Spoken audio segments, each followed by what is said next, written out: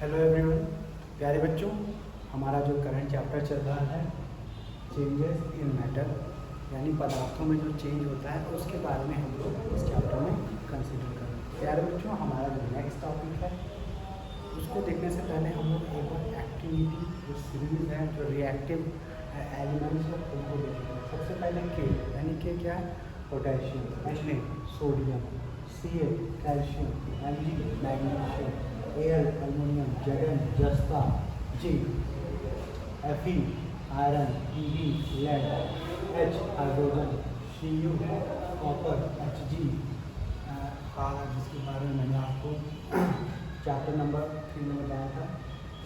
ठीक है, फिर 12 और नेक्स्ट है Ag यानी आपका चांदी, सिल्वर और ए यानी गोल्ड। ठीक है, तो इस तरह की हमारी एक्टिविटी सीरीज है जो यहाँ से इधर से हम देखें, इधर से बढ़ रही है। ठीक है, जो यहाँ पर आया ये सबसे जो के है वो सबसे रिएक्टिव एलिमेंट है और ए यानी गोल्ड है तो सबसे कम रिएक्टिव एलिमेंट है।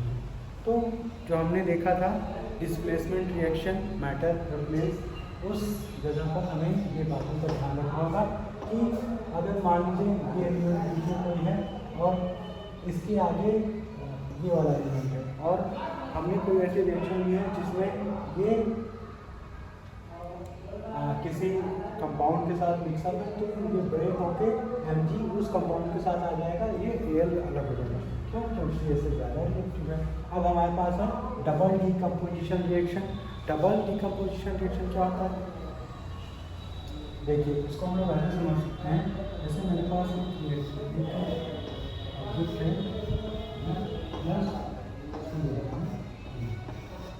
जैसा कि आप देख सकते हैं एक ऑब्जेक्ट है AB प्लस C/D। तो इसको हम एक होल ऑब्जेक्ट ही मानेंगे, एक होल कंपाउंड। ठीक है, यहाँ पे जो है इस तरह की जो रिएक्शन होती है, जो उसमें कंस्ट्रक्शन होता है, वो टू कंपाउंड्स उसमें मेनली एक्सचेंज करते हैं, यानी दो कंपाउंड,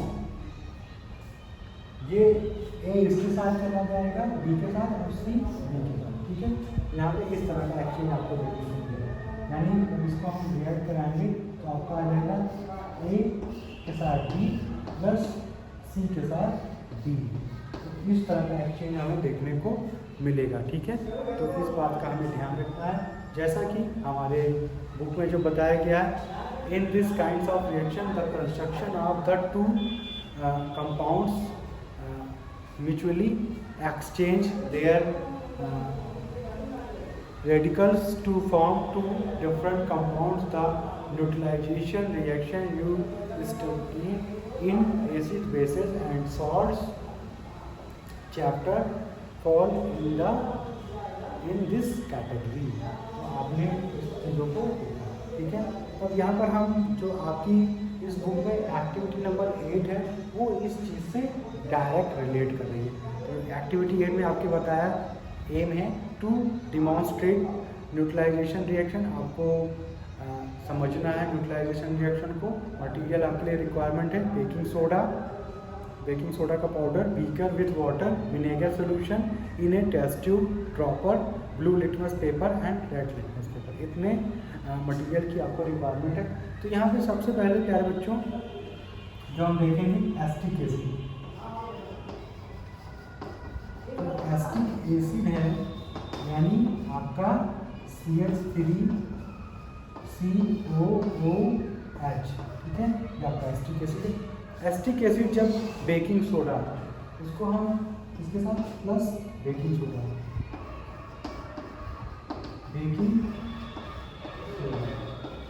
सोडा का क्या होता है?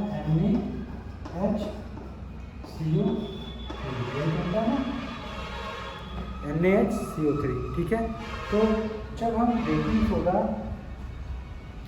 और एसिटिक एसिड को इनका रिएक्शन कराते हैं, क्या हमें मिलता है? तो हमें मिलेगा क्या? जो यहाँ का H है वो भाग जाएगा। कहाँ भाग जाएगा? आपके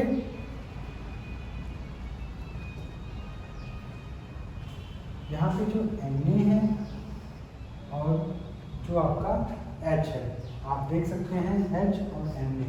जो हमारी रिएक्टिव सीरीज थी, Na की पोजीशन कहाँ है, Na यहाँ है, H कहाँ है, H यहाँ। तो H कम रिएक्टिव है ना, किसके कंपेरिजन में, Na के। Na ज़्यादा रिएक्टिव है तो Na यहाँ से यहाँ चला आएगा और H यहाँ से इसके साथ चला जाएगा, ठीक है।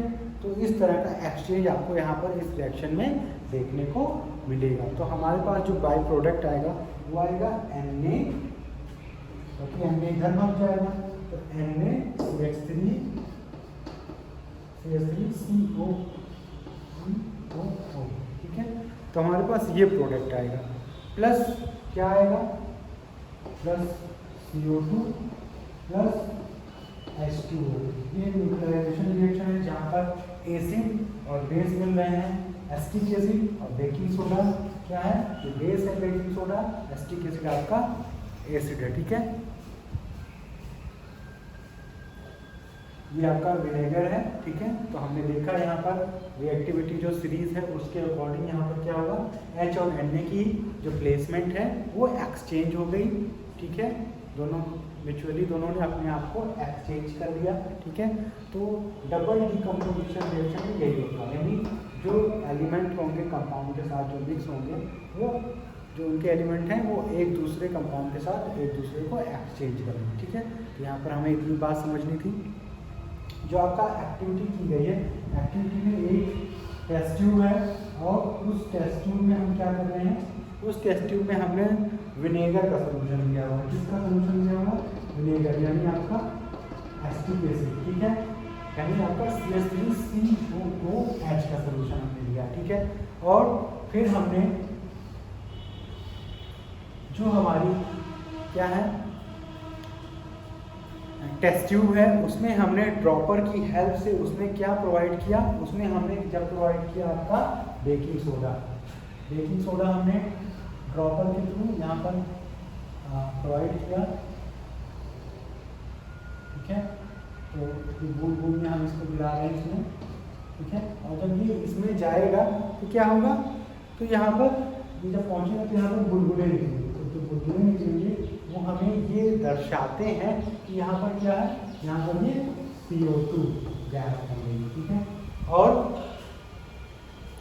और हमारा जो है वाटर भी यहाँ पर आपको देखने को मिलेगा, ठीक है। जैसा कि आपको पता है जब एसिड और बेस आपस में मिक्स होते हैं तो वो न्यूट्रलाइज हो जाते हैं, ठीक है। आपने previous chapter acid basis and salts में इसको देखा था, ठीक है। तो यहाँ पर हमने एसिटिक एसिड और बेकिंग सोडा को जब मिक्सअप किया तो ये हमारा कौन सा एग्जाम्पल हुआ, डबल डिकम्पोजिशन रिएक्शन का एग्जाम्पल हुआ, ठीक है। तो प्यारे बच्चों, हम लोगों ने इस एक्टिविटी नंबर 8 में इस बात को समझा और इस जगह हमने ये चीज़ें जानी। तो प्यारे बच्चों, आई होप आप सभी को ये बातें समझ में आई होंगी, ठीक है।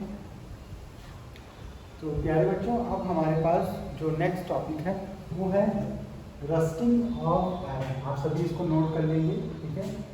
डबल डिकम्पोजिशन रिएक्शन के बारे में आप ध्यान रखेंगे, कहीं आपको भूलना नहीं है।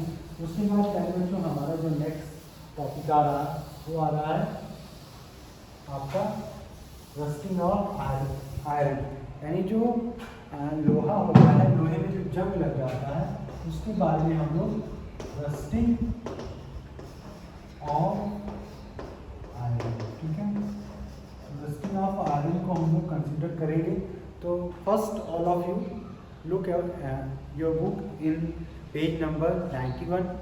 इस पेज पर आप देख सकते हैं रस्टिंग ऑफ आयरन के बारे में क्या बताया गया है। Iron is one of the most popular use metal on earth, यानी हमारे अर्थ में सबसे ज़्यादा जो पॉपुलर मेटल है वो क्या है, वो आपका आयरन है, जिसको हम हर जगह यूज़ करते हैं। It is use in the making of cars, trucks, ships, bridge, gates, furniture and many other articles, ठीक है। इस तरह हम बहुत से ऐसे आइटम्स बनाते हैं जिनका हमारे जीवन में आयरन का बहुत ही इम्पोर्टेंट रोल है, ठीक है। तो rusting of iron is a slow oxidation process in which iron react with oxygen present in the air, ठीक है। तो यहाँ पर होता क्या है प्यारे बच्चों, जो आयरन है, यानी जो आयरन है, लोहा आयरन, वो एयर के साथ जो आपकी एयर में क्या प्रेजेंट है, O2 यानी ऑक्सीजन प्रेजेंट है, और प्लस मॉइस्ट, जो मॉइस्चर है, ठीक है। तो जो मॉइस्चर है उसके साथ वो रिएक्ट कर लेता है, ठीक है। और जब वो रिएक्ट कर लेता है तो वो क्या बना लेता है, जब वो इन तीनों, जब आयरन जो है एयर में इन्वॉल्व O2 यानी ऑक्सीजन और मॉइस्चर यानी नमी, इन दोनों को पाता है तो वो उनके साथ रिएक्ट कर लेता है और वो आयरन का ऑक्साइड बना लेता है। यानी आप जो देखते हैं जो लोहे में जंग लग जाता है वो इसी रीजन से होता है, ठीक है। तो हमने अपनी बुक में देखा, तो अब हम आगे देखेंगे। Oxygen present in the air in the presence of moisture to form a substance called iron oxide which is commonly known as rust, जिसको आयरन ऑक्साइड जो है उसको हम रस्ट के नाम से जानते हैं, ठीक है। Rusting causes a huge called iron oxide which is commonly known as rust. Rusting causes a huge minority lose and damage, monetary lose and damage, यानी जो रस्टिंग के रीज़न से क्या होता है, बहुत सा हमें लोहे का नुकसान हो सकता है, वो जंग लग जाता है तो लोहा खराब हो जाता है, ठीक है। आपने अपने घरों में भी देखा होगा कि लोहा अगर ऐसे नॉर्मल रखा हुआ है बिना पेंट किए हुए तो उसमें जंग लगने लगता है, धीरे धीरे वो ख़त्म हो जाता है, मिट्टी हो जाता है। तो इस बात का हमें ध्यान रखना है। The layer of rust show from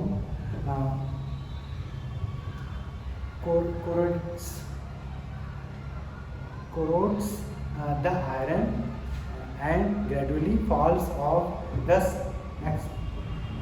exposing the fresh metal which again get। तो प्यारे बच्चों, जो आपकी बुक में बताया गया कि जो रस्ट है वो बेसिकली किसके थ्रू होता है, एयर में इन्वॉल्व ऑक्सीजन और मॉइस्चर को पाकर रस्टिंग ऑफ आयरन होने लगती है। तो this continued rusting make the iron object weak. तो इस तरह अगर आयरन में आपके रस्ट लगने लगता है उससे क्या होता है, जो हमारा आयरन है वो कमज़ोर हो जाता है। Oxygen and moisture are two essential condition for rusting, यानी एयर में इन्वॉल्व ऑक्सीजन और मॉइस्चर, ये दो ऐसे कंडीशन है जिसके थ्रू हमारा जो आयरन है वो उसमें रस्टिंग हो जाती है।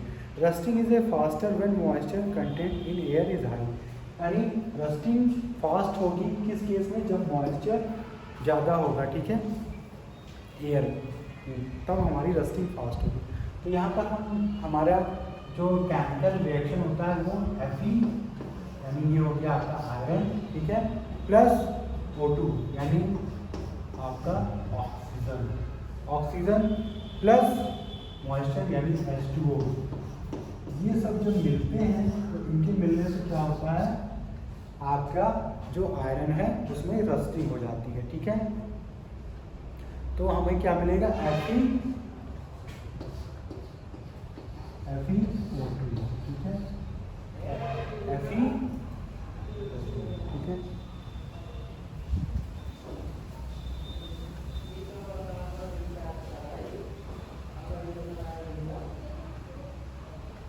यहाँ पर जो आयरन ऑक्साइड है उसका फॉर्मूला Fe2O2 होता है, ठीक है। आयरन ऑक्साइड Fe2O3 होता है। यहाँ पर हमारी जो ये रिएक्शन है ये बैलेंस नहीं है, और बैलेंस करने के लिए हमें क्या करना पड़ेगा, यहाँ पे 2 लगाना पड़ेगा, 2Fe, यहाँ पे Fe2 हो गया, ठीक है, फिर O3 प्लस आपका क्या होगा, H2 गैस। तो इतनी बातें हमें ध्यान रखना होगा, ठीक है।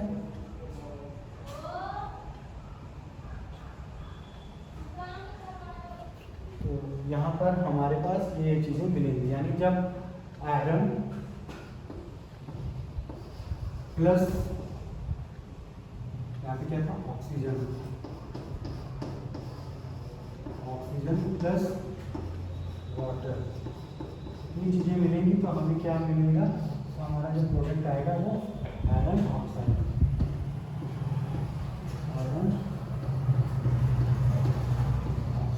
ठीक है। तो इस बात को हमें ध्यान रखना है प्यारे बच्चों, ठीक है। जिसको हम क्या कहते हैं, जिसको हम रस्ट कहते हैं, यानी यही हमारा रस्ट है, ठीक है।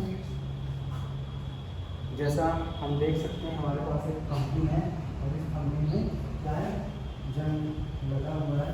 ये देखिए आप देख सकते हैं ये थंबनेल है, इस थंबनेल में रस्ट लगा हुआ है, देखिए जंग लग गया ना, ये ब्लैक ब्लैक जो आपको दिख रहा है ब्राउन कलर का, ये क्या है, यही इसमें रस्ट है। ओके, ऐसा आप देखते होंगे अपने घरों में अलग अलग।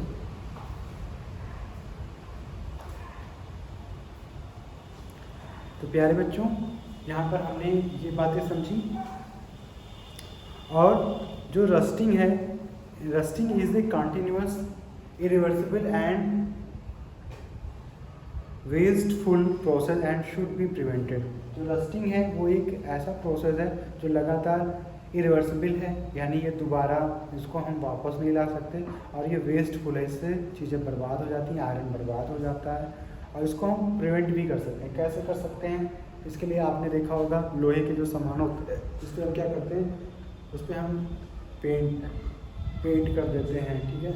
पेंट कर देने से वो उसमें रस्टिंग लगना बंद हो जाता है, ठीक है। तो प्यारे बच्चों, इस वीडियो में हम लोग इतनी बातों को ही रखते हैं। और जो रस्टिंग ऑफ आयरन है इज़ एन इलेक्ट्रोकेमिकल प्रोसेस। ये क्या होता है, एक इलेक्ट्रोकेमिकल प्रोसेस होता है which requires the presence of water, oxygen and electrolyte. यहाँ पर वाटर और ऑक्सीजन होते हैं एंड इलेक्ट्रोलाइट।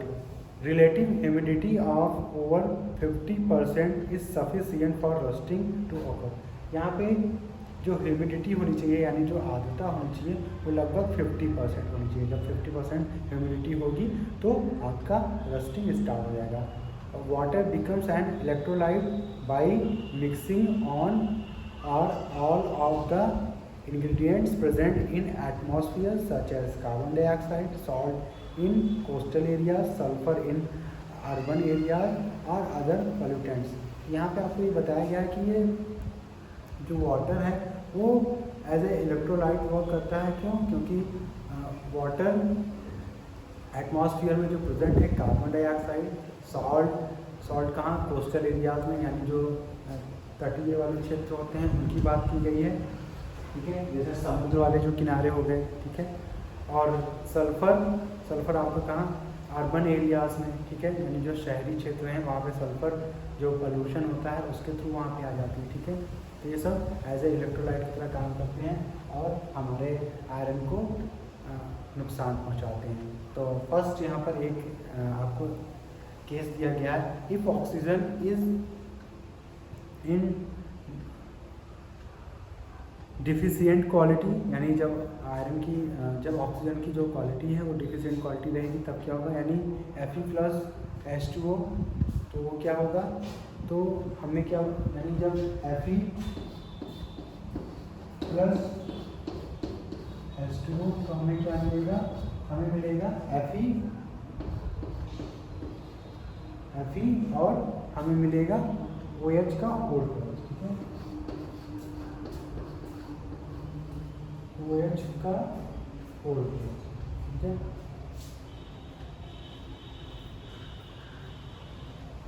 प्यारे बच्चों, यहाँ पर आप देख सकते हैं जो आपकी बुक में बताया गया, तो यहाँ पे हमें FeOH का होल ट्वाइस मिलेगा। This forms a coating on the iron surface which actually prevent further rusting as happen inside engine. तो ये क्या है, ये जो क्वालिटी है ये क्या करता है, जो हमारे इंजन्स होते हैं उन पर आपको ये उनकी कोटिंग उनको प्रिवेंट करने के लिए क्या करते हैं, रस्टिंग को प्रिवेंट करने के लिए ऐसा हम करते हैं, ठीक है। आपकी बुक में बताया गया है कि this forms a coating on the iron surface, यानी इस तरह की कोटिंग हम कहाँ करते हैं, आयरन सरफेस पे, विच एक्चुअली जो हमें बचा रहे हैं, किससे प्रिवेंट कर रहे हैं फर्दर रस्टिंग, किससे, रस्टिंग से, एज हैपन्स इनसाइड इंजन्स, कहाँ पर, जो इंजन्स होते हैं, ठीक है। सेकेंड है बी वाला, उसमें बताया गया if both water and oxygen are available, जब वाटर और ऑक्सीजन दोनों अवेलेबल होगा तो क्या होगा, तो आपका रेडिश ब्राउन कलर का जो सब्सटेंस प्राप्त होगा, तब आपका ये वाला रिएक्शन मिलेगी, ठीक है। तब आपकी रस्टिंग लगेगी, ठीक है। तो जो रस्टिंग प्रोसेस है begins with oxygen of iron, ठीक है। तो यहाँ पर जो रस्टिंग है वो ऑक्सीजन के साथ रिएक्ट करके आयरन का रस्टिंग होने लगेगी, ठीक है। तो प्यारे बच्चों, यहाँ पर इस वीडियो में इतनी ही बातें। और प्यारे बच्चों, जो इनसाइट में बातें बताई गई हैं उनको आप लोग पढ़ेंगे और फिर मुझे बताएंगे कि वहाँ पर आपको क्या बताएंगे। तो प्यारे बच्चों, इस वीडियो में इतनी ही बातें, बाकी बातें हम लोग नेक्स्ट टाइम नेक्स्ट वीडियो जब हम प्रिपेयर करेंगे तो उसमें आपको बताएंगे।